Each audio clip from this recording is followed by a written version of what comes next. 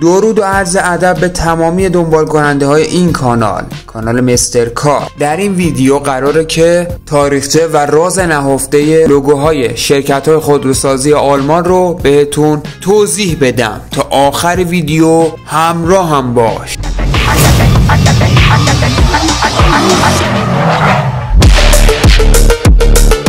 اولین لوگویی که میخوایم بررسی کنیم لوگوی مرسدس بنز هست. این لوگو فقط ستاره و دایره نیست، خیلی مفهوم بزرگی داره. در آلمان قرن 19 جایی که یه آقای باهوش به نام گوتلیب دایملر تصمیم گرفت موتورایی بسازه که فقط ماشین رو حرکت ندن بلکه قایق و هواپیما رو هم تکون بدن. حالا نکته جالب اینه که دایملر یه روزی روی کارت پستال که به خانواده‌اش میفرسته خونه‌اش رو با یه ستاره علامت گذاری میکنه و زیرش مینویسه یک روز این ستاره روی کارخانه‌ام میدرخشه.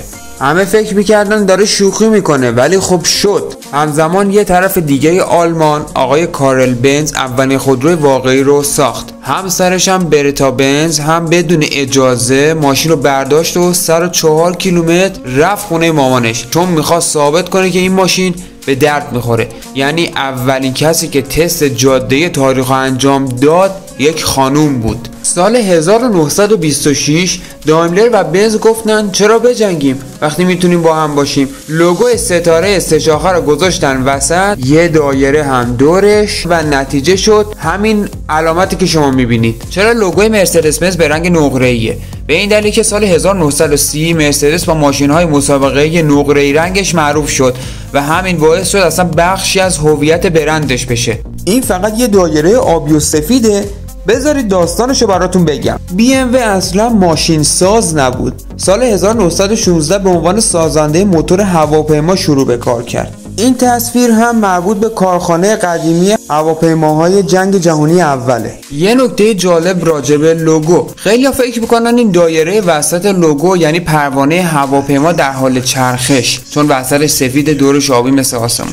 ولی قضیه فرق داره. این داستان از یه تبلیغ سال 1929 اومد که لوگو رو روی ملخ هواپیما نشون داده بودن. ولی واقعیت این رنگ برگرفته از پرچم ایالت بایرن آلمان هستش. حلقه مشکی دور لوگو یادگار همکاری اولیه BMW با شرکت رپ موتورنورک هست. همینطور که دارید مشاهده میکنید. اسمش یکم سخت بود. از سال 1917 تا الان لوگوی BMW خیلی تغییر نکرده، فقط یه کوچولو مدرن تر شده. پورشه از اصالت پر افتخار آلمانی. پشت این لوگو چه داستانی هست؟ الان بهتون میگم. لوگوی پورشه ترکیبی از نمادهای شهر اشتوتگارت و ایالت بادن وورتمبرگ آلمانه. لوگوی پورشه اولین بار در سال 1952 معرفی شد و از همون ابتدا با افتخار به تاریخ و منطقه خودش متصل بود. باید بدونید که مؤسس شرکت فردیناند پورشه مهندس نابغه‌ای بود که طراحی‌هاش هنوزم الهام بخش دنیای خودروه.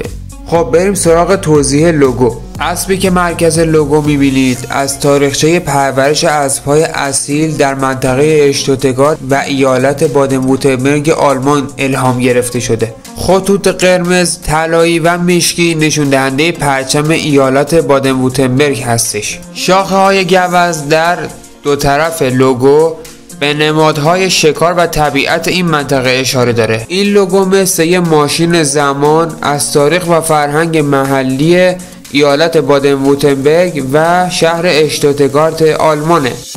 اینا فقط 4 تا حلقه معمولی نیستن، اینا ارباب حلقه هان که یه تاریخ طولانی پشتشه.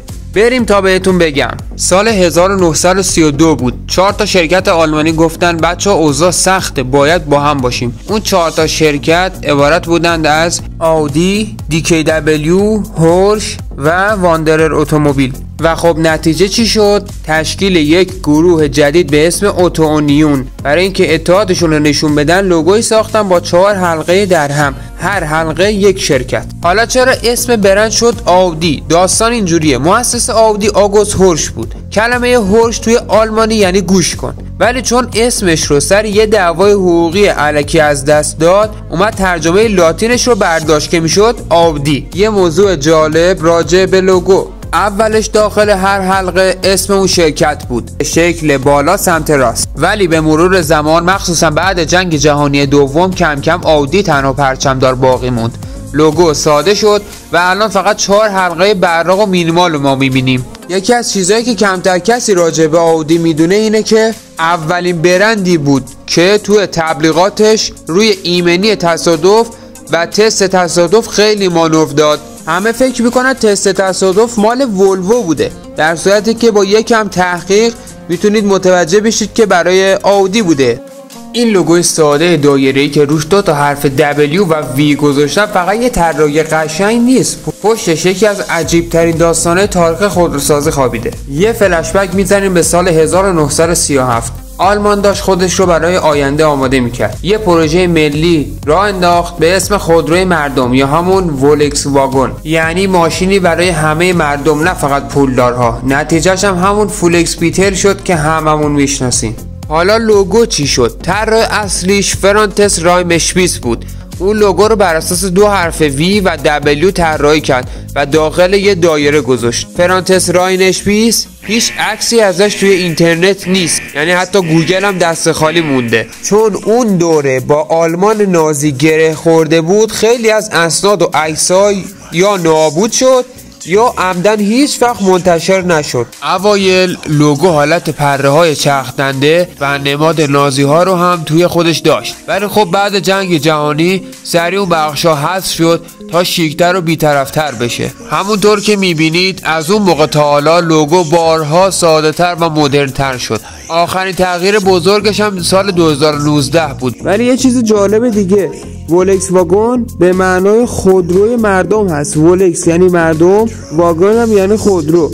و خب واقعا فولکس با بیتل و گلف تونست به این اسم عمل کنه و تبدیل بشه به یکی از مردمی ترین برندهای تاریخ. حالا از این 5 تا لوگو از کدوم بیشتر خوشت اومد؟ هر کدومو که خوشت اومد حتما برام کامنت کن و نظرت برام خیلی مهمه. راستی حتما ویدیو رو لایک کن و به دوستاتم معرفی کن. دوست شما مستر کار. تا ویدیو بعدی، خدا نگهدار.